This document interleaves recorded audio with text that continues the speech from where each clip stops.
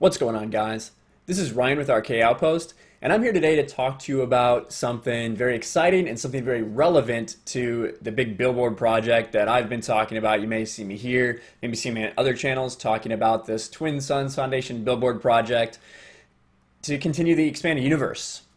And the reason that what I'm talking about today is so important is because it involves the only new thing with the Legends banner that we have gotten from Lucasfilm that's been published, and that is Marvel 108.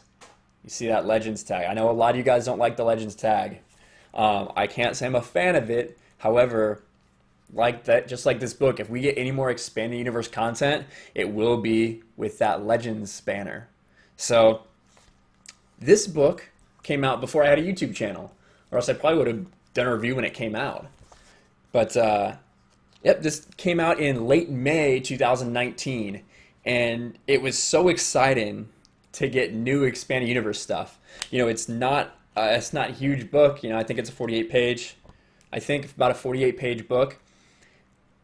But it was so cool. Yeah, I wasn't even that big of a fan of the Marvel comics run, so this is a continuation of when Marvel was doing the Star Wars comics, like the classic ones before Dark Horse took it over, and I really loved a lot of the stuff Dark Horse did. I mean, you can look down here, you can see a bunch of my Dark Horse Star Wars comic collection. I don't know how well you can see it, but I loved what Dark Horse did with it.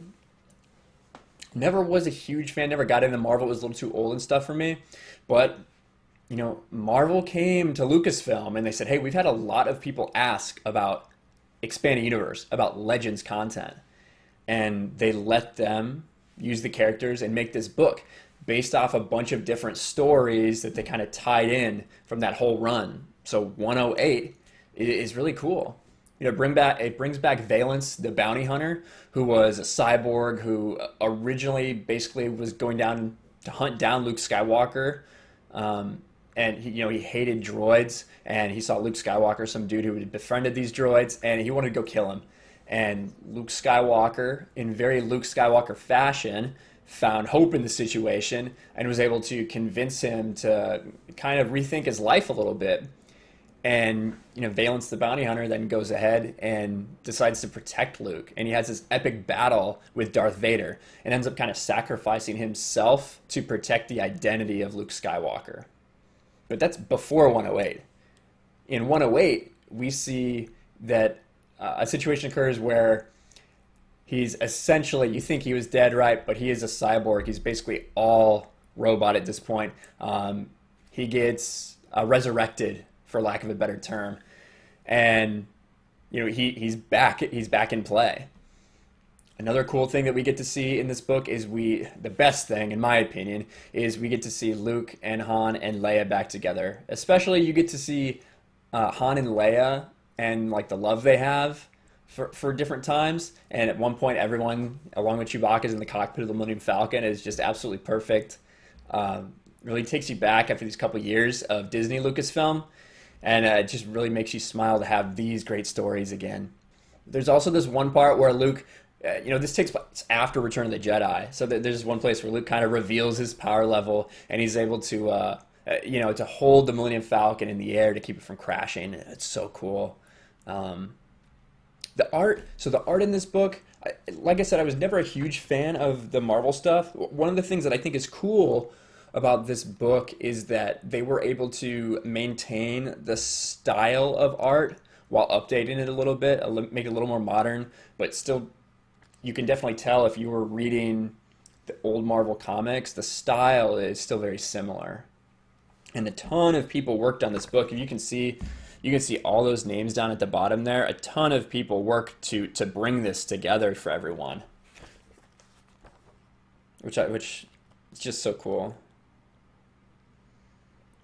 But essentially, you know, in Star Wars Marvel 50, there was this big, it was a big, obviously any big numbered thing is going to be an event. And it was this disease that this villain wanted to spread across the galaxy called Crimson Forever. And, of course, our heroes had to fight to stop it, and they, just barely are able to do it. And Luke gets infected. They have to find a cure for him.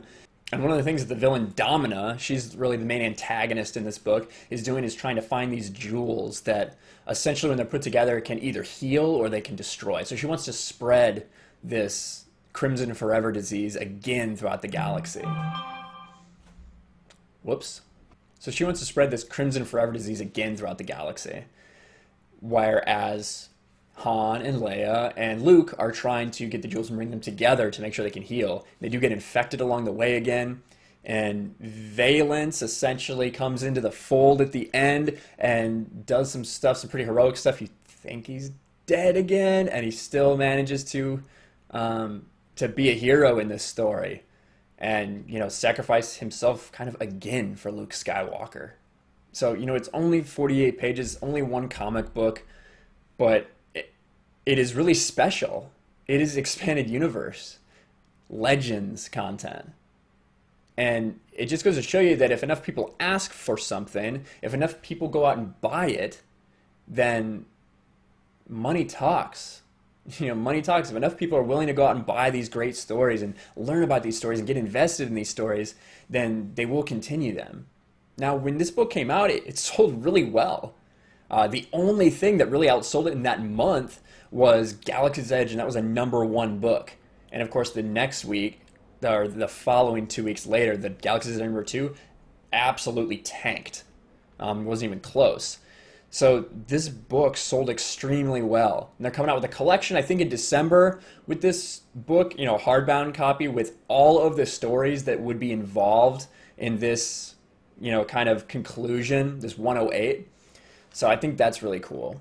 But that's really the first comic review I've done on this channel. I hope I didn't spoil too much. You should definitely read it for yourself. Pick it up. You can't really find it. It got bought out of a lot of stores, but you can find it pretty easily online if you want, digitally or just through eBay or whatever. But what do you guys think? Have you read Star Wars Marvel 108? Are you excited to read it now that you know about it? Did you know it was the only expanded universe content with a Legends banner that's been published like that since Disney decanonized the EU and discontinued it? Let us know in the comments below. If you're enjoying my content, please consider checking out my Patreon. It's linked in the description below. But make sure you like, subscribe, ring that bell for notifications, and I will talk to you guys later. Thanks for watching, everyone, and a special thank you to all my incredible patrons. I appreciate you guys so much. Want to check me out on Twitter or Instagram, or send something to my P.O. box? All the links are in the description. Until next time, I'll talk to you guys later.